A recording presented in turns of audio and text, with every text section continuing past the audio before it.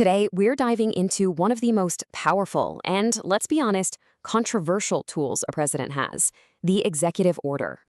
Okay, let's just jump right in with a scenario that cuts straight to the chase. Picture this. It's early in a hypothetical second Trump term, and suddenly the news is all over an unprecedented move, a power play to bring the entire federal government under his direct control. You see a number flash across your screen, 100. That's a record-breaking number of executive orders signed in just the first 100 days. I mean, a pace like that would absolutely shatter modern records, even beating FDR during the Great Depression. It's huge. But look, it's not just about the sheer number of these things, right? It's about what they do. And in this scenario, a new directive is aimed at agencies like the Federal Reserve, the Elections Commission, the very groups that are supposed to be independent of politics. The goal? To bring them all directly under the White House's stall. So you're probably thinking, wait, how can a president do all that just with a pen? It raises some huge questions. What exactly is an executive order? And crucially, are there any limits? Let's get into it. All right, so what is an executive order really? I mean, it's a powerful tool for sure. It often looks and feels just like a law, but it's not. It's a totally different beast, with its own rulebook and its own limits. The Congressional Research Service gives us this nice, clean definition, but the key words to focus on are manages operations. The best way to think about it is that the president is basically the CEO of the entire federal government, and an executive order is like a memo from the CEO telling all the departments how to do their jobs. And this is where we see the really big difference between an executive order and a law. Congress, right, they pass laws. They can create something totally new out of thin air, a new program, a new budget, even a new crime. But an executive order? Nah, it can't do that.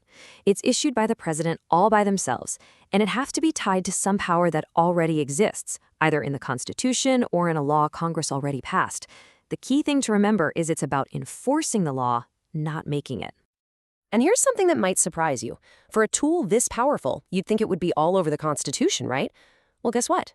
The words executive order aren't in there, not once. It's not a power that's spelled out. It's what we call an implied power, something that's just been accepted and has grown over time, pretty much since day one. Okay, so if it's not spelled out in the Constitution, then where does this power actually come from? What's the legal basis? Let's dig in. Well, according to the folks at the Congressional Research Service, these are the experts who advise Congress, so they know their stuff, it's actually pretty straightforward. For an executive order to be legitimate, to actually have the force of law, its authority has to come from one of two places, and only two places. First, you've got the Constitution itself. We're talking mainly Article 2, which gives the president executive power and makes them commander-in-chief. That's source number one. The second source, which is honestly way more common for stuff here at home, is power that Congress gives to the president. So, for example, Congress might pass a big environmental law and say, hey, Mr. or Madam President, you're authorized to figure out the details to make this happen. The president then uses an executive order to do exactly that. Now, I know what you're thinking. This sounds like a ton of power. And, well, it is. But, and this is a big but, the president can't just go wild.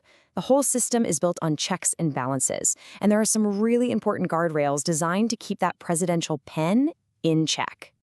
And maybe the biggest guardrail of all comes from this landmark Supreme Court case back in 1952. Here's what happened. We're in the middle of the Korean War, and President Truman is worried about a steelworkers strike. So he issues an executive order to seize the country's steel mills. The companies, obviously not happy about that, sued. The whole thing goes all the way up to the Supreme Court, which now has to answer this massive question. What are the limits of presidential power, especially in a crisis?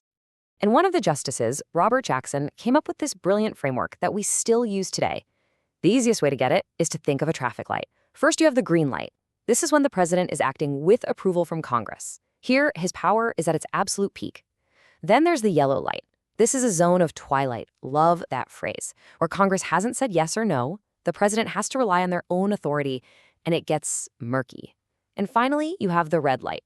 This is when the president's power is at its lowest ebb, because they're doing something that goes directly against what Congress wants.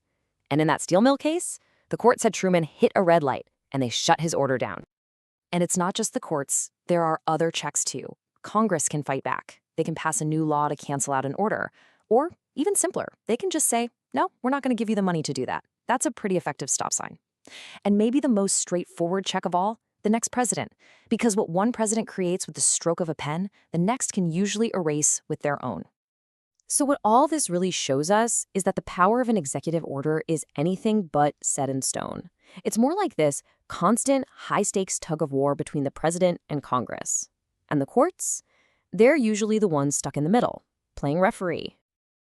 When you boil it all down, maybe the most important thing to remember is this. The greatest strength of an executive order is also its biggest weakness. It's fast, it's decisive, but it's also built on sand.